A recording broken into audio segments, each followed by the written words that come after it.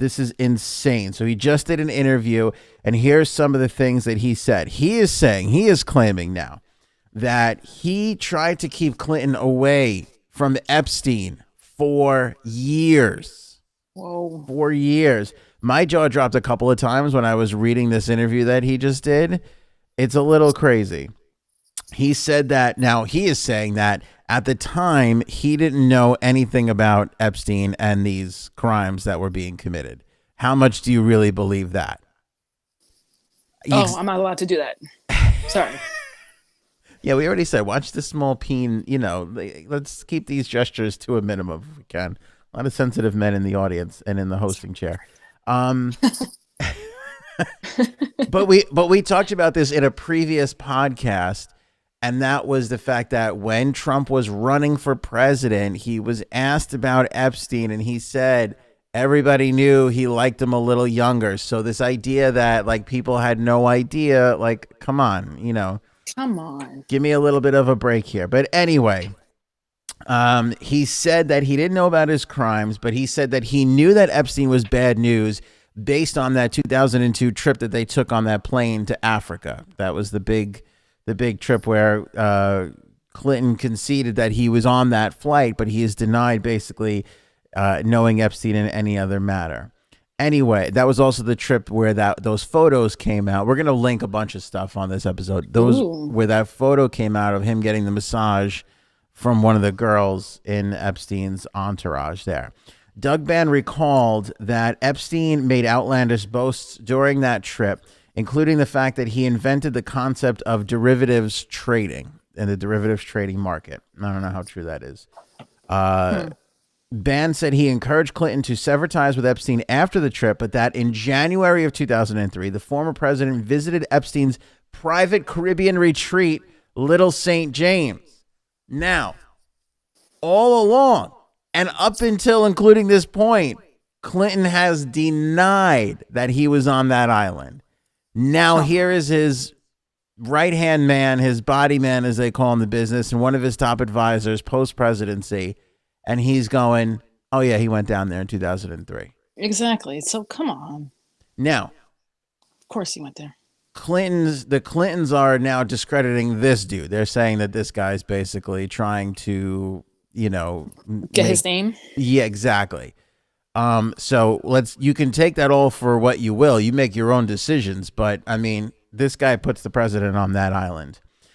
In an unusual move, given their close working relationship at the time, Doug Ban said that he declined to join Clinton on the trip, which according to Epstein flight logs was one of a dozen that he made to the island over the years. So this puts Doug Ban on that island as well. So again, the Clinton camp is insisting that they're resting on their previous statement that he never went down to the island.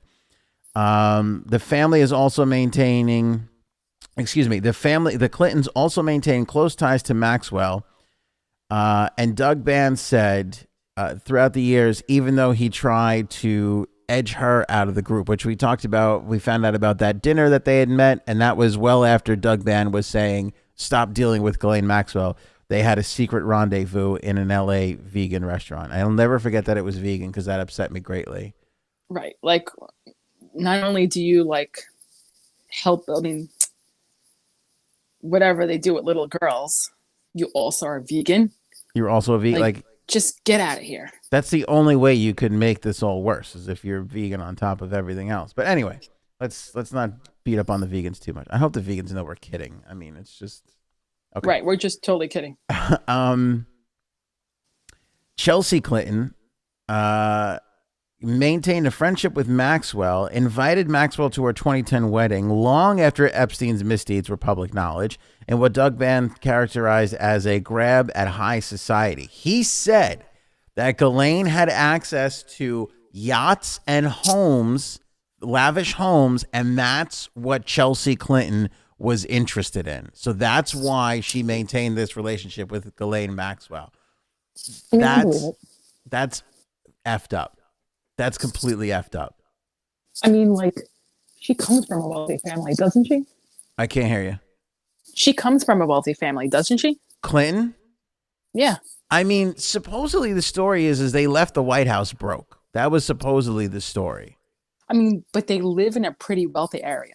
I mean, now, yeah, like they moved. I remember, yeah, because they moved from the White House to somewhere in Westchester, and it was an expensive thing when she wanted to run for. Yeah, but they had money. She had to have money being funneled into her. Obviously. It was because it was like move to New York and run for Senate. Like I remember that whole spiel at the time, and I remember thinking we were younger too. I remember thinking, she's not a New Yorker. What the hell? Why is she? Unless she was originally from New York, I really don't know. But anyway, it doesn't really matter. The point is that the story is that they left the White House flat out broke. So I'm sure that until all the books were written and money came in for new campaigns and all that stuff, there was probably a little bit of a tight time. But that doesn't mean that Chelsea has money to flaunt and throw around, which I would imagine is kind of difficult and tough, because if you're in that circle, if you're in the politician circle and you don't have money to play around with, like some of these people who are trying to woo all these politicians, that's got to be. I'm not defending her actions, but I can see her being like, I need to do whatever to keep up with the Joneses. I agree, and I don't know why this is happening. Like right now, it's like I'm being like Frank. You're taking Frank's spot. I honestly thought they always had money. No. And doesn't her husband have money though too? I don't know if she married into money at all. But again, you're talking about having some money versus like having some money. Yeah, I got 15 yachts. Where do you want to go? Do you want to go to Greece? Do you want to go to Bora Bora? Like, like though there's a difference. I mean, I could see getting sucked into that. I could. No pun intended. I could, yeah. I mean, I could see it. I still. I mean, I'd like to think I wouldn't have done it. Knowing all the sucked into that. Sorry. A spokesman for the Clinton family told the magazine that the two were only connected through a mutual friend, and that was Gateway founder Ted Waite. It wasn't until 2015 that Chelsea became aware of the horrific allegations against Ghislaine Maxwell, and she hopes that all the victims find justice, the spokesperson said to Vanity Fair.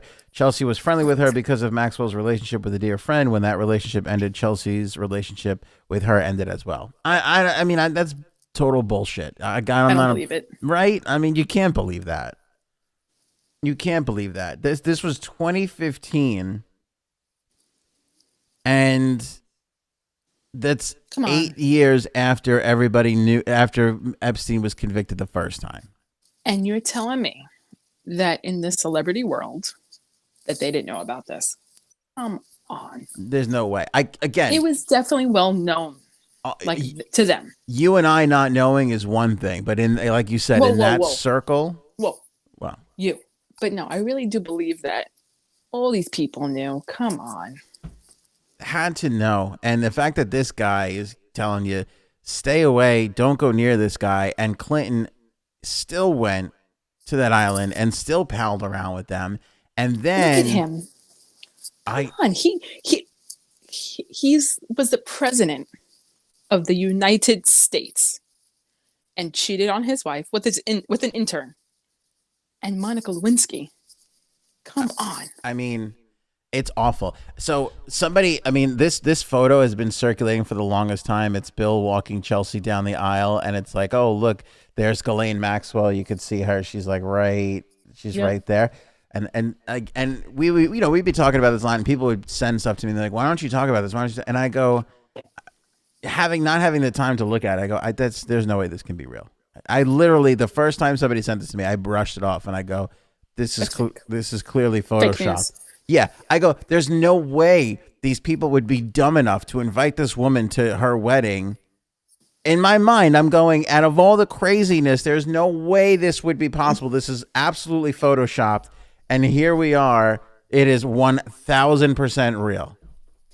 I mean, it doesn't surprise me. He ruined his intern's Gap dress. Okay. Yeah, we all know those Gap dresses are, I mean, come on. Yeah, I mean, come on. Yeah, so Chelsea Clinton seems like a scumbag these days. That's kind of the way she comes across. Must read this part.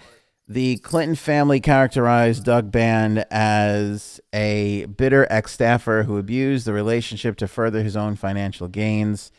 They said in a statement, no staffer has ever used their role to serve their interests as much as Doug Band. For many years, he was a valuable member of the president's team, and supportive of the Clinton Foundation programs until he wasn't. He put the foundation at risk by leveraging a world-class philanthropy of his own financial gain. It's as disappointing a story as it's a sad one, and ultimately why Doug Band and the Clintons parted ways. Sure. I mean, I'm happy to put them all in a scumbag category, but I mean, you can't tell me that only he's the bad guy and you guys are coming out of this scot-free. Right. Come on.